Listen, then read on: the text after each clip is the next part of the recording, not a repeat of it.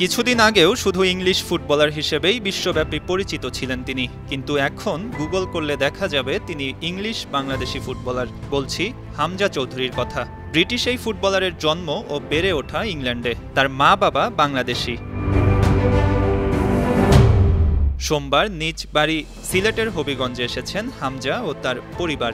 জনপ্রিয় এই ফুটবলারকে বরণ করে নিতে বিমানবন্দরে ছুটে যান স্থানীয় ফুটবলার, দর্শক, সমর্থকরা। কাছ থেকে দেখার জন্য সিলেটের ওসমানী আন্তর্জাতিক বিমানবন্দরে ছুটে গেছেন আরও অনেকেই।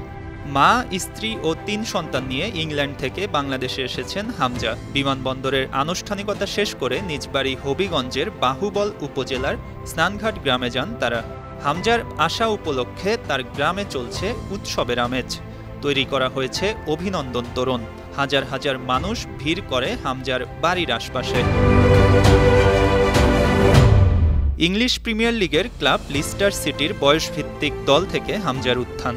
লিস্টারের মূল দলে ২০১৭ সালে অভিষেক হয় তার। তিনি মূলত একজন ডিফেন্সিভ মিডফিল্ডার, তবে খেলার গতি প্রকৃতি নিয়ন্ত্রণে হামজার পজিশন বড় ভূমিকা রাখে।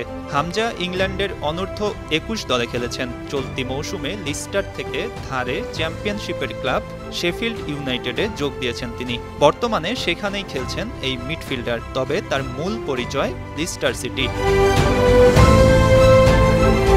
আগামী ২৫ মার্চ এশিয়ান কাপের বাছাই পর্বে ভারতের মুখোমুখি হবে বাংলাদেশ। সব ঠিক থাকলে সেই ম্যাচে দেশের পক্ষে লাল সবুজের জার্সি পরে মাঠে নামবেন হামজা।